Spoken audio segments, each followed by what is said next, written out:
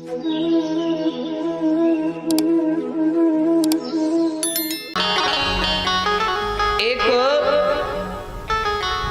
काला पुरुष, दुष्ट पुरुष बैल के पैर काट रहा है।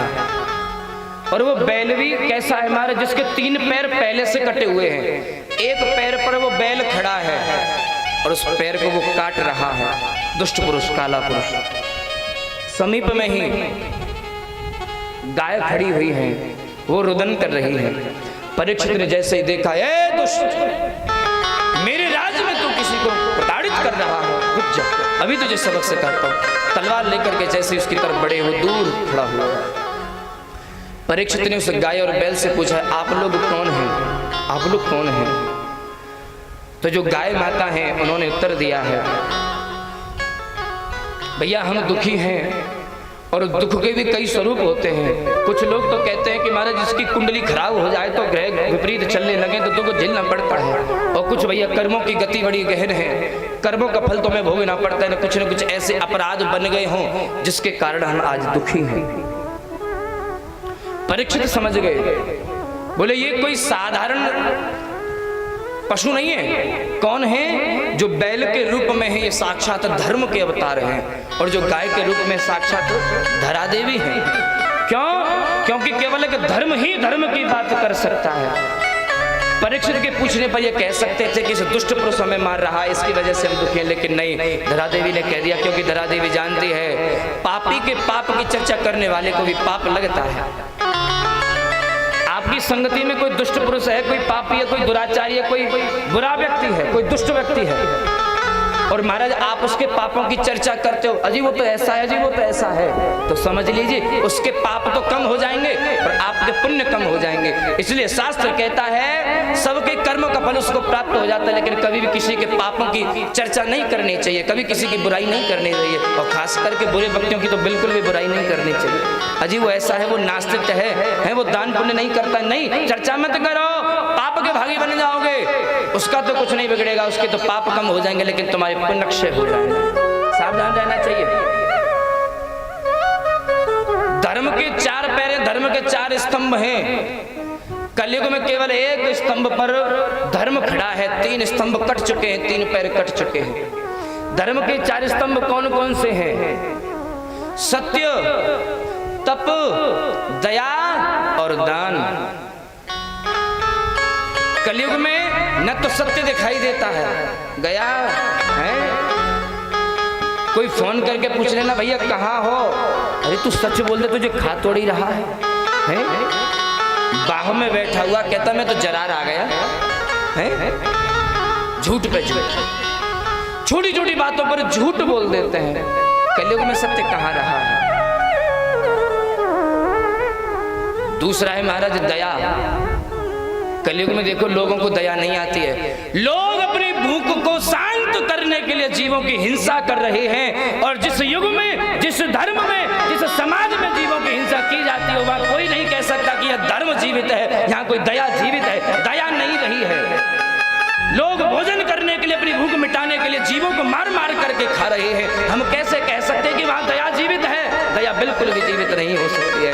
तीसरा चरण है तप का। लोग तप करना भूल गए। लोगों से कहते मंदिर में जाकर के बैठ जाओ, अरे क्या मिलेगा भगवान की पूजा करने से? अरे भैया कथा सुन लो, नहीं पंखा चला करके घर में पड़े रहेंगे, कथा सुनने से क्या मिलेगा? अरे मत सुनो कथा, पड़े रहो घरों में। अरे जिसके सत्कर्म ज्यादा होते हैं भगवान उन्हें अपने आप पंडाल में बुला ही लेते हैं, लेकिन जो पापी दुराचारी होते हैं वो कथा नहीं सुन सकते, कितने भी निमंत्रण दे आओ लेकिन वो कथा नहीं सुन सकते, घर में पड़े रहेंगे। और मन बना भी लेना, बोले चलो कथा सुनने चलते हैं, तो बीच में कोई मिल जाए, बोले चलो ट्यूबवेल पे चलते हैं, पत्ते फेंकेंगे तो वहां चले जाएंगे, लेकिन कथा तक नहीं पहुंचेंगे। क्यों? क्योंकि उनके सत्कर्म तो कम है लेकिन पाप ज्यादा है, पाप भारी पड़ जाते हैं सत्कर्मों पर, उनका कभी कल्याण नहीं हो सकता है। शास्त्र कहते हैं आए थे हरि भजन को, ओटने लगे कपाश।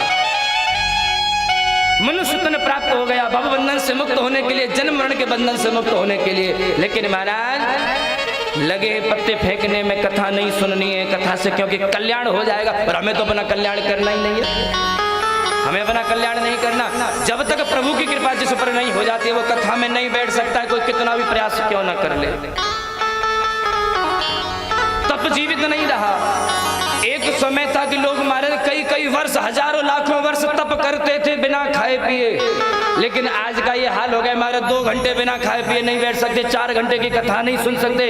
इसमें महाराज नाश्ता चाहिए हैं?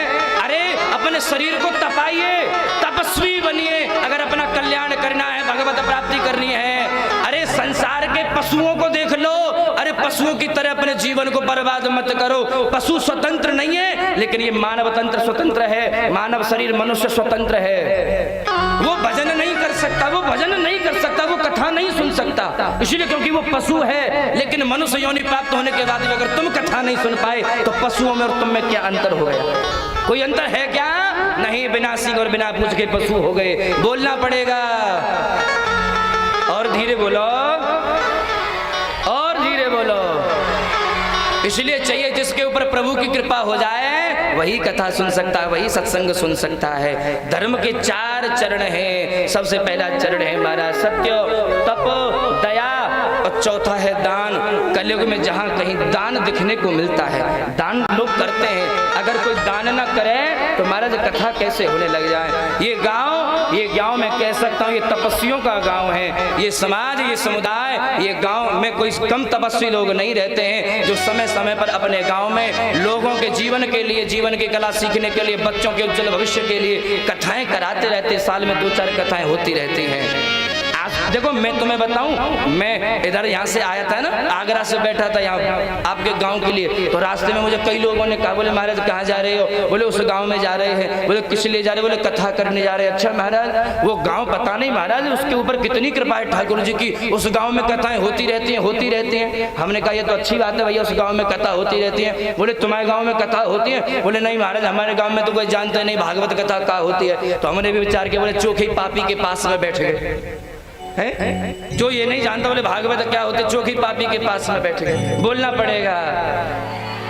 तो आपके ऊपर तो प्रभु की कृपा है, लेकिन ये श्रीमद् भागवती गंगा स्वतः आपके गांव में चल करके आई श्री धाम वृंदावन से, और फिर भी महाराज अपने घरों से कोई निकल करके इसमें गोता न लगावे, तो उससे बड़ा महाराज दुर्भाग्यशाली कोई नहीं हो सकता है। बोले गोविंद भगवान के।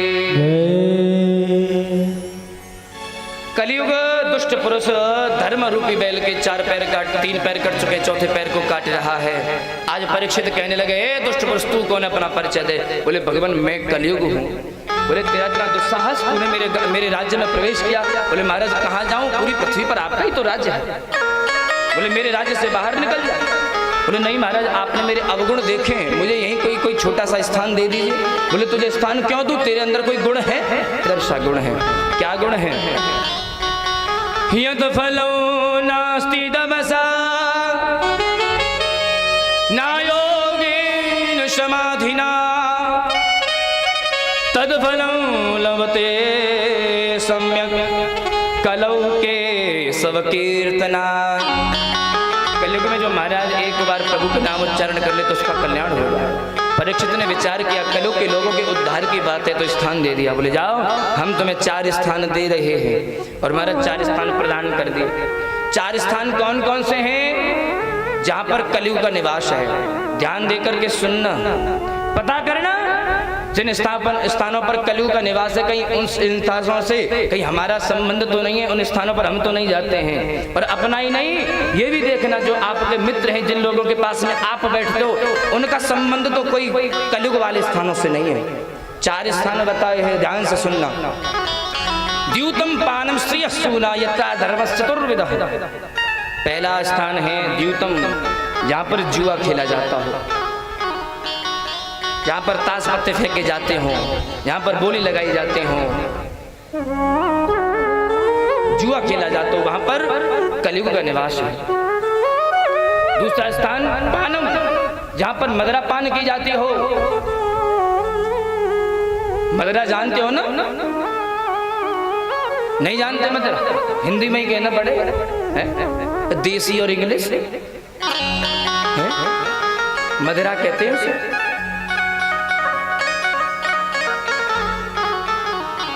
भाई हम कोई बात तो कह दो और वो आपकी समझ में ना आए और ऊपर होकर उतर जाए तो कहने का फायदा ही क्या है।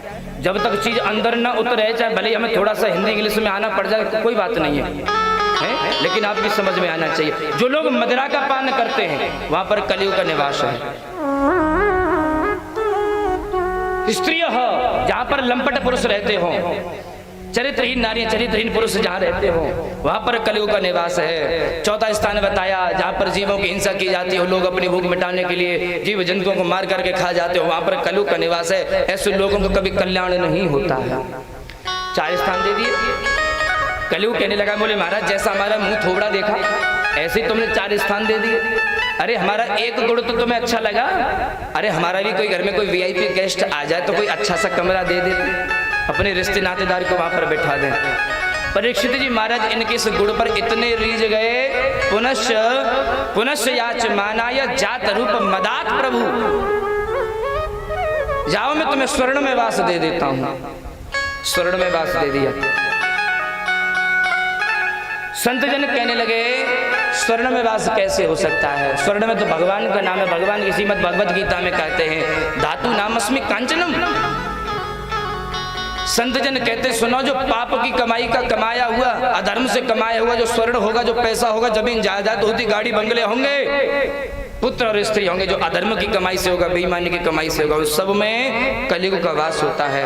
और जो परिश्रम की कमाई से, खून पसीने की कमाई से कमाया हुआ धन होगा, संपत्ति होगी, स्वर्ण होगा, उसमें भगवान श्री कृष्ण का निवास है। और संतों की वाणी है कि कलयुग में शायद ही कोई एक ऐसी वस्तु हो जिसमें कलयुग का निवास न हो, क्योंकि ये कलयुग है। यहाँ पर महाराज वातावरण ही कलुषित हो गया है, कलयुग वातावरण हो गया है, इसलिए सब वस्तुओं में दोष है। तो बोले महाराज ग्रहण क्या करें? बोले अन्न में भी दोष है, धातुओं में दोष है, सब में दोष है। तो बोले प्रभु हम क्या करें? बोले जब भी कोई तुम कुछ धारण करो, कोई वस्तु धारण करो, पहनने के लिए लाओ, तो पहले महाराज उसमें कोई दोष है तो क्या करे? बोले पहले भगवान को समर्पित कर दो। घर में भोजन बनाओ, अन्न में दोष हो सकता है, तो जब भोजन बनाओ तो भगवान को भोग लगाओ, और जब भगवान को जो भोग लगाओ उसे प्रसाद में मिलाओ। फिर घर में भोजन नहीं बनता, घर में फिर प्रसाद बन जाता है। इसलिए कुछ भी वस्तु हो पहले भगवान को निवेदित करो।